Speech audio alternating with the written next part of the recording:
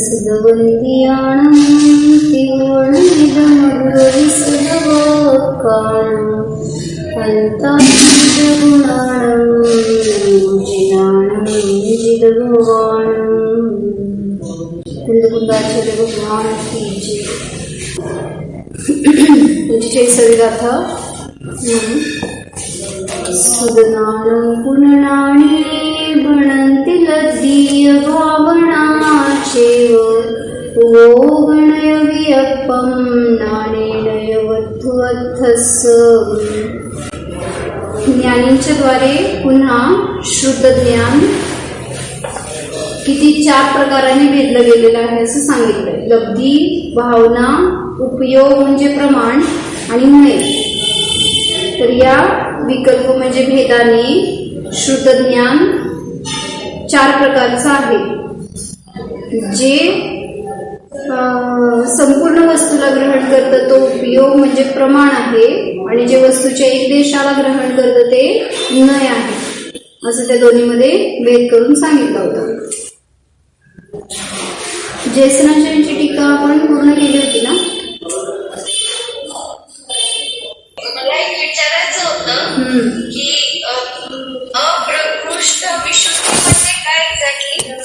प्रकृष्ट म्हणजे उत्कृष्ट विशुद्धी आहे, अप्रकृष्ट म्हणजे कमी किंवा जशी प्रमाणामध्ये संपूर्ण विशुद्धी आहे म्हणा किंवा अधिक विशुद्धी आहे तशी नयामध्ये नाहीये, म्हणून तर नयाला आपण परोक्ष म्हणतोय प्रमाणाच्या अपेक्षेने। नय ज्ञान हे परोक्ष ज्ञान आहे असं म्हणलं ना। आणि कालचं आपलं प्रकरण वाचत होतं ते एकदा पूर्ण करू। काय आलं होतं प्रश्न तुम्हाला अभ्यास करायला दिलेला होता मी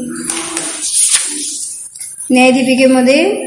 त्यांनी प्रश्न घेतलाय ना की प्रमाणातच नय का असतात, शुद्ध ज्ञानातच नय का असतात, अन्य प्रमाणांमध्ये नय का नाही?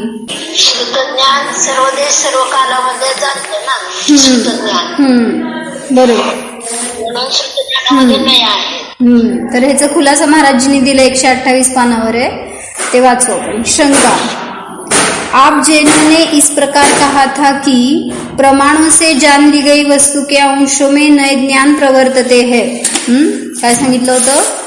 प्रमाणाने जाणलेल्या वस्तूच्या एक देशामध्ये नय ज्ञानाची प्रवृत्ती असते। प्रमाण ज्ञान आहे त्याच्या प्रमाण ज्ञान संपूर्ण वस्तूला ग्रहण करतं आणि त्याच्या एक देश अंशाला ग्रहण करतं ते नय ज्ञान आहे असं सांगितलं होतं ना। मग काय सांगायला लागले ते?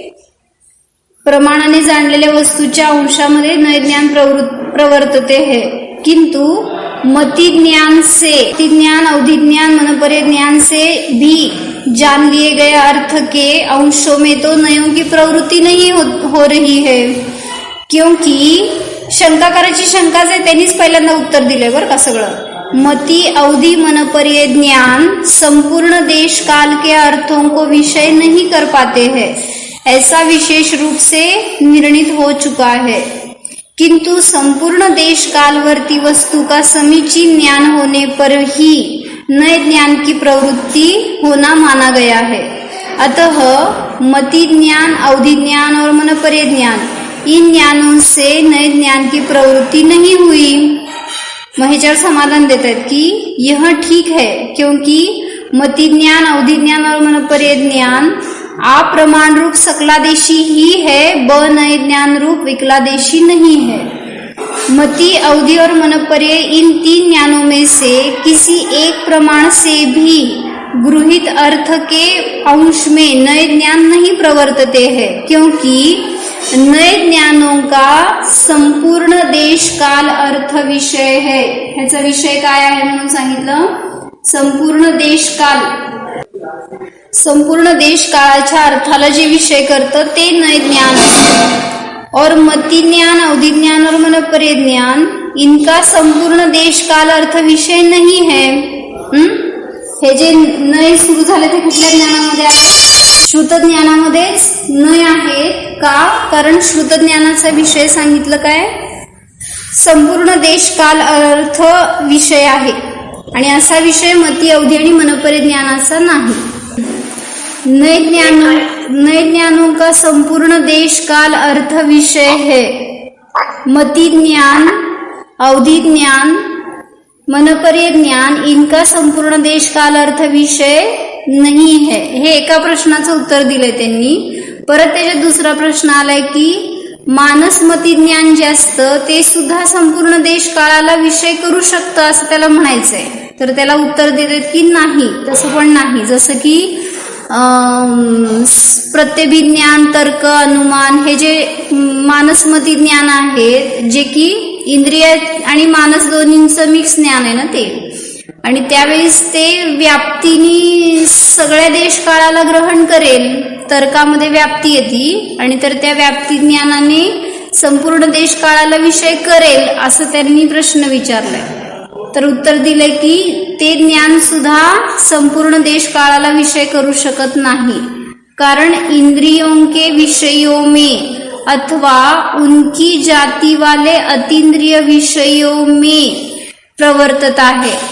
भले ही धर्म अधर्म आकाश आदि के कुछ अंशों में जान ले,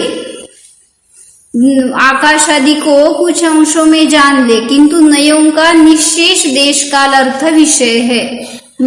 म्हणजे नयाचा विषय असतो तो संपूर्ण देश काळ विषय आहे, पण जे मानसमती ज्ञान आहे ते इंद्रियांशी रिलेटेड किंवा त्या जातीच्याच अतींद्रिय विषयांना ग्रहण करतं असं म्हणायचं त्यांना। त्यामुळं मानसमती ज्ञान सुद्धा त्याच्यामध्ये सुद्धा नय नाहीत।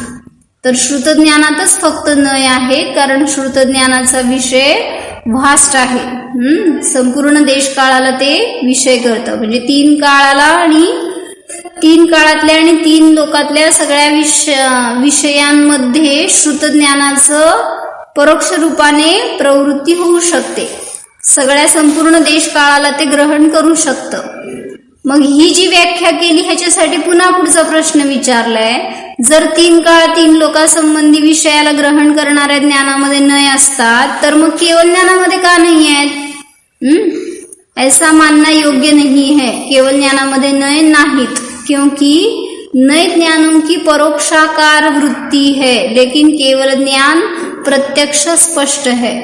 यदि केवल ज्ञान को मूल कारण मानेंगे तो नए ज्ञानों को प्रत्यक्ष ज्ञान मानने का दोष आएगा, किंतु नए ज्ञान अस्पष्ट परोक्ष ज्ञान है, इसलिए नए ज्ञानों का मूल कारण श्रुत ज्ञान है, ऐसा सिद्ध है। प्रमाणों के समान नए के इस सिद्धांत को आगे ग्रंथ में कहेंगे। काय कळलं? म्हणजे केवल ज्ञानामध्ये सुद्धा नय नाहीत। जरी केवल ज्ञान संपूर्ण देश काळाला ग्रहण करतं तरी सुद्धा केवल ज्ञानामध्ये नयाची प्रवृत्ती नाही, कारण नय ज्ञान म्हणजे परोक्ष आहेत आणि केवल ज्ञान म्हणजे सर्वथा प्रत्यक्ष आहे, त्याच्यामध्ये परोक्षता नाही। जर केवल ज्ञानात नय मानले तर नयांना प्रत्यक्ष म्हणावं लागेल, नाहीतर केवल ज्ञानाला परोक्ष म्हणावं लागेल, पण असं तर होत नाही। म्हणून त्यांनी खुलासा केलाय की फक्त श्रुत ज्ञानातच नय असतात। म्हणजे त्यांनी उत्तर दिले ना न्यायदीपिकेमध्ये की मती ज्ञानामध्ये नय नाहीत, श्रुत ज्ञानामध्येच नय आहेत। का? कारण सांगितलं उत्तर की श्रुत ज्ञान संपूर्ण देश काळाला विषय करतं, नय ज्ञान पण त्याच्यामध्येच प्रवृत्त होतं जे संपूर्ण देश काळाला विषय करू शकतं। मग माझा प्रश्न आहे तिथं की जर असं आहे तर जे मती ज्ञानातलं व्याप्ती ज्ञान आहे ना, व्याप्तीने आपण काय करतो? तर्क व्याप्ती म्हणा। मग जेथे जेथे अग्नी आहे तेथे तेथे, जेथे जेथे धूर आहे तिथे तिथे अग्नी आहे, जिथं जिथं ज्ञान आहे तिथं तिथं जीव आहे। हे जी केलेली व्याप्ती आहे ती सर्व देश सर्व काळ उपसंहारवती आहे, मग त्याच्यामध्ये नय का नाहीत? जर तुमचं असं उत्तर आहे की संपूर्ण देश काळ विषय असेल त्या ज्ञानातच नयाची प्रवृत्ती होते, तर मग या ज्ञानात पण व्हायला पाहिजे असं एक शंका आहे। आणि श्रुत ज्ञानामध्ये कशासाठी असं म्हणलंय की संपूर्ण देश काळाला विषय करतं म्हणून? ठीक आहे, श्रुत ज्ञानाविषयी जर असं राजवार्तिक मध्ये विशेष आलेलं तेवढं वाचते मी। श्रुत ज्ञानाचे दोन भेद केले, द्रव्यश्रुत आणि भावश्रुत। यामध्ये शब्दरूप आहे ते द्रव्यश्रुत ज्ञान आहे आणि जे निश्चयाने अर्थपरिच्छित्ती रूप आहे ते भावश्रुत ज्ञान आहे. वास्तविक ज्ञान तर जाणणे मात्र स्वभाव आहे त्याचा. श्रुत ही त्याला लागलेली उपाधी आहे. मती म्हणा, श्रुत म्हणा, हे सगळ्या उपाधी आहेत. मग त्या सगळ्याच्या ठिकाणी असणारं ज्ञान फक्त जाणण्याचं कार्य करते. मग ज्या शब्दांच्या द्वारे भाव अर्थ ग्रहण झाला त्याला म्हणलं भावश्रुत ज्ञान. पाच प्रत्यक्ष श्रुत ज्ञान प्रमाण साधनाने जेव्हा ब नयामधील अभेदवृत्ती म्हणजे निश्चयाचा विषय ग्रहण केला जातो तेव्हा त्याला श्रुत केवली म्हणले. श्रुत ज्ञानाने जेव्हा आत्म्याला विषय करून जाणतो तेव्हा तो जीव श्रुत केवली म्हणला जातो. मग श्रुत केवलीचं गुणस्थान कितवं? आपल्याला समयसारमध्ये प्रवचनसारमध्ये गाथा आली आहे ना श्रुत केवलीची. 33व्या गाथेमध्ये पण सांगितलं प्रवचनसारमध्ये.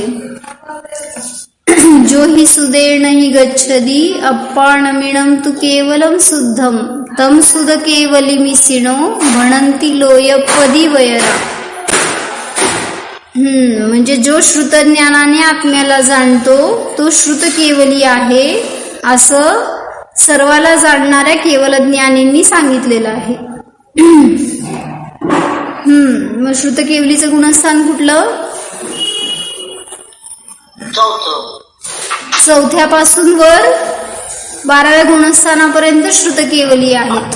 म्हणून कोणी म्हणतं की 6व्या 7व्या गुणस्थानावरती जीव श्रुत केवली आहेत. तर ही परिभाषा या गाथेवरनं सिद्ध होती की जो आत्म्याला जाणतोय तर तो श्रुत केवली आहे. श्रुत ज्ञानाने आत्म्याला जाणतोय. मग 4थ्या गुणस्थानावरती जीव सम्यक दृष्टी आहे ज्या अर्थी, त्या अर्थी त्याला आत्मानुभव आहे आणि त्याच्याजवळ असणाऱ्या मतिश्रुत ज्ञानाने तो आत्म्याला जाणतोय. त्यामुळं 4थ्या गुणस्थानापासून श्रुत केवली म्हणलं त्या जीवाला. 4थ्या 5व्या 6व्या 7व्या आणि 12व्या पर्यंतच्या सगळ्या जीवांना श्रुत केवली म्हणलं. म्हणजे द्रव्यश्रुत केवली आणि भावश्रुत केवली असं त्याच्यात पण भेद करून सांगितलंय त्यांनी. तर द्रव्यश्रुत केवली म्हणत असताना म्हणलं द्वादशांगाचा पाठ ही आवश्यक आहे. पण जेव्हा भावश्रुत केवली म्हणतो त्यावेळेस त्यातला भाव ग्रहण झालाय ना, जर भेदविज्ञान झालंय तर तेवढ्यावरून त्याला भावश्रुत केवली असं म्हणलंय. मग 6व्या 7व्या गुणस्थानवरती किंवा त्याच्यावर असणारे ते द्रव्यश्रुत केवली आहेत असं कथन सुद्धा शास्त्रामध्ये येतं. पुढे त्यांनी विचारलंय म्हणजे मतिज्ञानाविषयी प्रश्न होता एक त्याच्यामध्ये की अवग्रह ज्ञान आहे ना. बोला.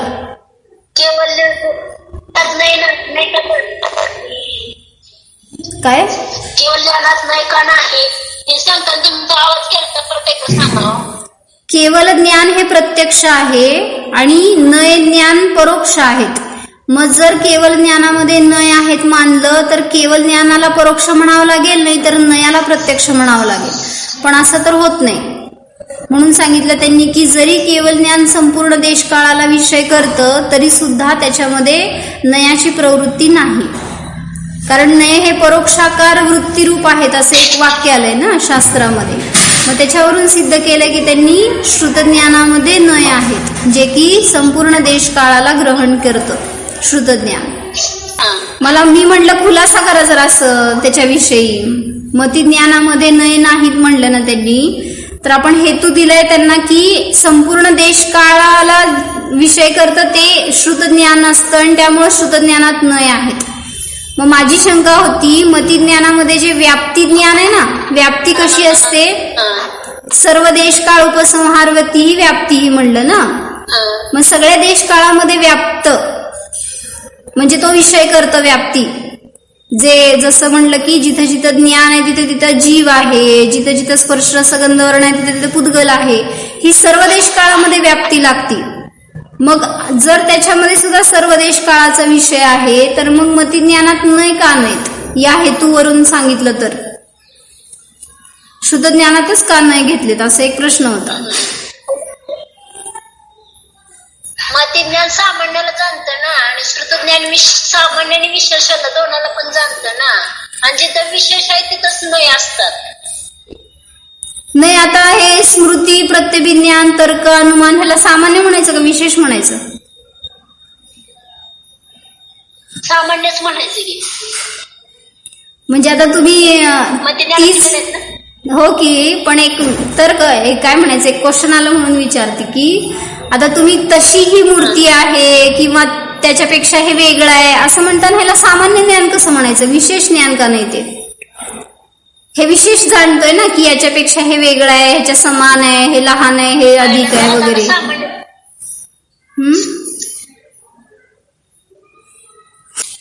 म्हणजे मला तर असं वाटतं की शुद्ध ज्ञानामध्ये नाही असताना त्याचं विशेष कारण एवढी की ती विशेष रूप चालतंय आणि बाकीचे सगळे ज्ञान सामान्याला जाणतायत. म्हणजे आता तिथं हेतू न्यायदीपिकेमध्ये हेतू देताना त्यांनी एवढाच हेतू दिलाय ना, संपूर्ण देश काळाला जे विषय करतं त्याच्यामध्येच न्यायाची प्रवृत्ती होते. बरोबर आहे. मग त्याच्यावरून असा प्रश्न आला, जर हा हेतू आहे तर हा हेतू जातोय मतिज्ञानाच्या भेदांमध्ये पण, मग तिथं का नाही लावायचं? मतिज्ञानाचा विषय सर्व काल असू शकत नाही ना. आपल्याला वाटतंय ती सर्व कालाला तर्क जाणते, हे जाणते, नाही ना ते. म्हणजे त्यांनी घेतलंय ना तिथं की मतिज्ञान भलेही मानस असेल तरी सुद्धा तिथं त्या इंद्रियाच्या विषयालाच ग्रहण करतं ते, किंवा इंद्रियाशी रिलेटेड असणारे अतिंद्रिय विषय त्यालाच ग्रहण करतं, अन्याला नाही. त्यामुळे एक तिथं असं लागतं की श्रुतज्ञानामध्ये तशी काय अट नाहीये. त्यामुळं मानस विषय असला तर तो सगळ्या देश काळाला ग्रहण करतो आणि म्हणूनच त्याच्यामध्ये नयाची प्रवृत्ती आहे, मतिज्ञानामध्ये नाही. ठीक आहे. आणि राजवार्तिकमध्ये थोडंसं विशेष आलं होतं ते वाचते मी की अवग्रह हा अवाय धारणा हे मतिज्ञानाचे भेद घेतलं होतं ना आपण. मग त्यांनी प्रश्न विचारलाय की अवग्रह ज्ञान म्हणजे काय? जेव्हा विषय आणि विषयीचा सन्निपात झाला म्हणजे निकट प्रदेशामध्ये आले त्यावेळेस प्रथम जे ज्ञान होतं, भलेही ते अनिर्णयात्मक आहे तरी सुद्धा जे ज्ञान होतं त्याला अवग्रह म्हणलंय. मग शंकाकारांनी विचारले की अवग्रह ज्ञान आणि संशय ज्ञान ह्याच्यामध्ये काय फरक आहे? अवग्रह आणि संशय ज्ञानामध्ये काय फरक आहे? मग त्याला उत्तर दिले संशय ज्ञानामध्ये पण निर्णय नाहीये ना. मग त्यासाठी सांगायला लागले त्यांनी की अवग्रह प्रमाण ज्ञानाचा विषय आहे ना, प्रमाणातून झालेलं अवग्रह ज्ञान प्रमाण आहे ना, संशय ज्ञान प्रमाण नाहीये ना. त्यांनी तेच विचारतायत ना, संशयामध्ये पण निर्णय नाहीये आणि अवग्रहामध्ये पण निर्णय नाहीये, तर अवग्रहाला इहेला तुम्ही संशय म्हणा. सामान्याचा प्रतिभास तर झालेला आहे ना पदार्थाने, विषय पाहिलेलं आहे ना त्यांनी अवग्रहामध्ये. संशयामध्ये तसं काहीच त्याला हे नाही ना. संशयामध्ये पण दिसली आहे ना वस्तू त्याला, हे दोरी आहे का रस्सी आहे, हे काय साप आहे का दोरी आहे, ते दिसल्यावरच त्याला ते संशय झालाय. मग त्यांनी उत्तर कसं दिलंय वाचते ऐका. संशयामध्ये सांगितलं कसं आहे, संशय ज्ञान अनेक अर्थरूप आहे, अनिश्चित आहे आणि अपर्युदासात्मक. संशय ज्ञान अनेक अर्थरूप आहे, अनिश्चित आहे आणि अपर्युदासात्मक म्हणजे अनिराकरणात्मक, अन्य गोष्टींचं निराकरण करत नाही असं ते संशय ज्ञान असतं. अनेक अर्थ म्हणजे साप आहे का दोरी आहे हे अनेक अर्थ झाले ना, आणि अनिश्चित म्हणजे निर्णय नाही, आणि अनिराकरणात्मक म्हणजे दुसऱ्याचं निराकरण करत नाहीये. जर याचा मला निर्णय करायचा तर अन्यांचं निराकरण करत नाही म्हणून अपर्युदासात्मक आहे असं सांगितलं. पण अवग्रह जो आहे याच्या विपरीत आहे, म्हणजे काय, एका अर्थाकडंच झुकलेला आहे. पुढं सांगितलं अनिश्चित जरी आहे तरी सुद्धा पर्युदासात्मक आहे, म्हणजे अन्यांचं निराकरण करतं म्हणून निराकरणात्मक आहे. मग त्याला उत्तर त्यांनी असं दिलं की अवग्रह एका अर्थाचा निर्णय करते, पर्युदासात्मक असते, अन्य पर्यायाचे निराकरण करून एका अर्थाकडे झुकलेलं असतं, म्हणून अवग्रह ज्ञान संशय नाही. संशय हे निर्णयाच्या विरोधी असते, पण अवग्रह निर्णयाच्या विरोधी नसते. म्हणून अनिश्चयात्मक असतानाही दोन्ही ज्ञानामध्ये हा फरक आहे असं सांगितलं. काय कळलं? काय काय 3 गोष्टी सांगितल्या? अवग्रह ज्ञान कसं आहे आणि संशय ज्ञान कसं आहे. अवग्रह हे एक अर्थाकडे झुकलेलं असतं. एक अर्थरूप आहे आणि हे अनेक अर्थरूप आहे. दुसरं सांगितलं हे पण अनिश्चयात्मक आहे आणि ते पण अनिश्चयात्मक आहे, पण तरी सुद्धा ह्याच्याकडं याच्यामध्ये विरोध नाहीये. अनिश्चयात्मक असताना सुद्धा अन्य गोष्टींना विरोध नाहीये. अन्य गोष्टींचा विरोध आहे आणि इथं विरोध नाही. म्हणजे निर्णयाचा विरोध करतं आणि इथं निर्णयाचा विरोध करत नाही. जरी अनिर्णयात्मक आहे तरी सुद्धा निर्णयाच्या विरोधी नाही असं सांगितलं त्यांनी. आणि तिसरं सांगितलं की अवग्रह ज्ञान पर्युदासात्मक आहे, म्हणजे अन्यांचं निराकरण करतं, आणि जे संशय ज्ञान आहे ते अपरियुदासात्मक आहे. पर्युदासात्मक म्हणजे निराकरणात्मक. मग ज्या गोष्टीचा अवग्रह होतोय त्या गोष्टीकडे झुकलेलं ज्ञान असल्यामुळे अन्यांचं तिथं निराकरण झालंय, आणि इथं अन्यांचं निराकरण होत नाही, म्हणून तिथं तो संशय ज्ञान आहे ते. आणि म्हणून अवग्रह म्हणजे संशय नाही. तसंच सांगितलं इहेमध्ये सुद्धा इच्छा आहे ना अजून जाणण्याची, पण तिथं पण निर्णय नाही आहे. मग इहा म्हणजे सुद्धा संशय नाही. मग त्यासाठी त्यांनी प्रश्न विचारलाय, इहा आदी ज्ञान मनापासून उत्पन्न होतात, पण ते मतिज्ञान आहेत. त्याप्रमाणे श्रुतज्ञान सुद्धा अनिंद्रियजन्य असल्याने, म्हणजे मनापासून उत्पन्न होत असल्यामुळे त्याला सुद्धा मतिज्ञानत्व प्राप्त होतं. काय कळलं? हे कळलंय? ह्याच्यात काय प्रश्न आहे का? मग हे सांगितल्यावर त्यांनी प्रश्न दुसरा विचारलाय काय की मनाने होतं ते इहा ज्ञान मनाने होतं, इच्छा झाली आहे ना जाणण्याची, त्यामुळं जे इहा आहे ते मनापासून जर उत्पन्न होतं तर श्रुतज्ञान सुद्धा मनापासून उत्पन्न होतं. त्यामुळं हे जर मतिज्ञान आहे तर श्रुतज्ञानाला सुद्धा मतित्व प्राप्त होतं, मतिज्ञानत्व प्राप्त होतं असं त्यांना म्हणायचंय शंकाकाराला. मतिज्ञानत्व प्राप्त होते. उत्तर दिले की नाही, कारण जरी श्रुतज्ञान ही अनिंद्रियजन्य असते तरी इहा आदीमध्ये परंपरेने इंद्रियजन्यता सुद्धा आहेच. म्हणजे हे जरी इहा ज्ञान मनाने उत्पन्न होते म्हणताय तरी सुद्धा ह्याला परंपरेने मतिज्ञानच कारण आहे, मतिज्ञानानेच होतं असं म्हटलं जातं. इंद्रियांच्या द्वारे होणारं मतिज्ञान असं. कारण जरी श्रुतज्ञान ही अनिंद्रियजन्य असते तरी इहा आदीमध्ये परंपरेने इंद्रियजन्यता सुद्धा आहेच. कारण इंद्रियज अवग्रहानंतरच इहा आदी ज्ञान परंपरा, इहा आदी ज्ञानांची परंपरा चालते, आणि तरीही इंद्रिय व्यापार थांबत नाही. म्हणजे अवग्रह होत असताना इंद्रियांचं अवलंबन आलंय आणि अवग्रहानंतर इहा ज्ञान झालंय. मग जेव्हा इथं इंद्रियांचं अवलंबन होतं तेव्हा अवग्रह झाला.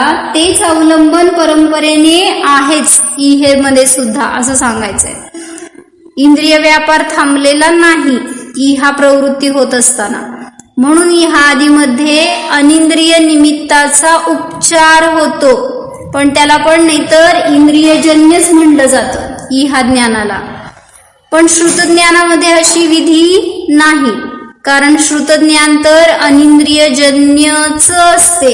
म्हणजे श्रुतज्ञान नियमाने मनानेच होतं, इंद्रियांचं तिथं अवलंबन नसतं. म्हणून त्याला मतिज्ञानत्वाचा प्रसंग येत नाही. काय कळलं? चांगला विषय जर असं लक्ष दिला तर कळणार आहे. इंद्रियाचं अवलंबन नसते, त्याच्यामध्ये इंद्रियाचं अवलंबन नाही. हा, म्हणजे इहा जरी मनाने होत आहे असं म्हणताय तरी सुद्धा सांगितलं त्याच्यामध्ये इंद्रिय व्यापार थांबलेला नाहीये. अवग्रह जे झाला तो इंद्रियपूर्वक झालाय, आणि त्याच्यानंतर इहादींमध्ये प्रवृत्ती होत असताना उपचाराने म्हणलंय की तिथं मनाचं अवलंबन आहे, पण ह्या इंद्रिय व्यापार अजून आहेच तिथं. पण असं कारण श्रुतज्ञानाचं नाही, कारण श्रुतज्ञानामध्ये फक्त अनिंद्रियजन्यत्वच आहे, इंद्रियजन्यत्व नाही. पुढे सांगितलं, एक प्रश्न विचारलाय की मतिज्ञानपूर्वक श्रुतज्ञान होत असल्यामुळे श्रुतज्ञानाला मतिज्ञानत्व प्राप्त होते. उदाहरण दिलंय त्यांनी की जसं घट जे बनवला, हे घट हे कार्य आहे आणि ते कार्य होत असताना कारण कोण आहे हो? माती. मग जसं मातीपासून घट बनला तर तो घट सुद्धा माती रूप आहे, तसं त्यांना म्हणायचंय जे श्रुतज्ञान रूप कार्य झालं ते मतीपासून उत्पन्न झालं, म्हणून हे श्रुतज्ञान मतिज्ञान रूपच आहे. काय कळलं प्रश्न? कारण सदृश कार्य असते असं सांगितलंय ना आपण एके ठिकाणी. मग म्हणून घट मातीपासून झाला, तसं श्रुतज्ञान सुद्धा मतिज्ञानपूर्वक असल्यामुळं श्रुतज्ञानामध्ये सुद्धा इंद्रिय आहेत असं. नाही, श्रुतज्ञानाला मतिज्ञानत्व प्राप्त होतं असं त्याला म्हणायचंय शंकाकाराला. म्हणजे हे दोन ज्ञान भिन्न राहणार नाहीत. म्हणजे जसं घट मातीपासून झालाय का नाही तयार, तसं श्रुतज्ञान मतिज्ञानपूर्वक झालेलं आहे, म्हणून मतिज्ञानाला इंद्रियाची आवश्यकता आहे. तसं श्रुतज्ञानामध्ये सुद्धा इंद्रिय आहेत म्हणा, असं त्यांची शंकाकाराची शंका आहे. तसं नाही हो, ते झालं की मगाशीचं प्रकरण. आता ह्याला म्हणायचंय की श्रुतज्ञानाला मतिज्ञानत्व प्राप्त होतं, ज्याच्यापासून ते तयार झालंय त्या रूप आहे असं म्हणा, असं शंकाकाराची शंका आहे. म्हणजे श्रुतज्ञान वेगळं नाहीये तर ते मतिज्ञान रूपच आहे. श्रुतज्ञान वेगळं म्हणायची गरज नाही असं म्हणणं आहे. तर त्याला सांगतायत उत्तर, म्हणजे प्रश्न विचारलाय त्यांनी की जसं मातीपासून बनलेला घट माती रूपच आहे, म्हणून मतिपूर्वक होणारं ज्ञान मती स्वरूपच माना. तर उत्तर देत आहेत की नाही, कारण मतिज्ञान निमित्त मात्र आहे, उपादान नाही. इथं जे माती आहे ही उपादान आहे ना, आणि तसं मतिज्ञान हे उपादान नाही आहे. मतिज्ञान हे निमित्त आहे आणि त्याच्यानंतर होणारं ते श्रुतज्ञान आहे, म्हणून ते उपादान नाही. घड्यामध्ये माती उपादान कारण आहे, त्यामुळे घटरूप कार्य सुद्धा माती रूपच असते. पण येथे आत्मा उपादान आहे आणि श्रुतज्ञान हे कार्य होत असताना मतिज्ञान तिथे मात्र निमित्त आहे, म्हणून तिथे सांगितलं की श्रुतज्ञान हे मतिज्ञान रूप नाही. श्रुतज्ञान स्वतंत्र आहे, मतिज्ञान स्वतंत्र आहे. त्याचं उपादान आत्मा आहे, नक्की मतिज्ञान. मतिज्ञान निमित्त मात्र आहे, पण याचा आत्मा उपादान आहे.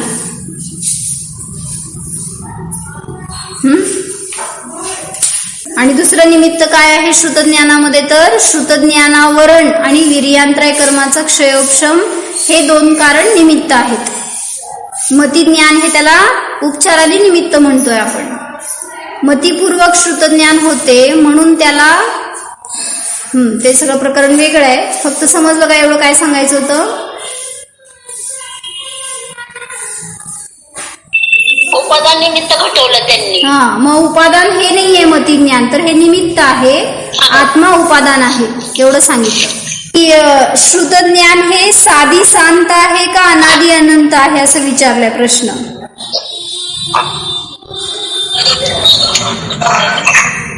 साधी शांत असणार.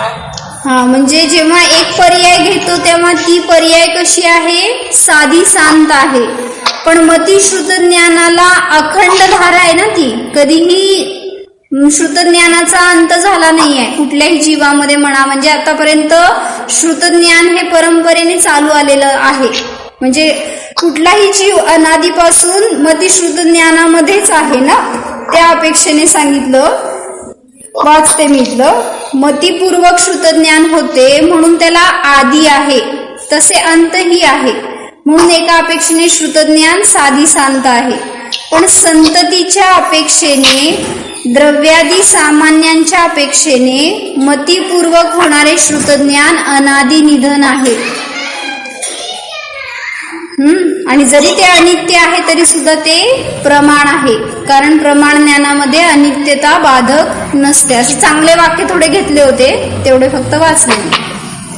आणि श्रुतपूर्वक जेव्हा श्रुत ज्ञान होतं, आपण म्हणतो ना श्रुत प्रलंबित श्रुत, तर त्या ज्ञानामध्ये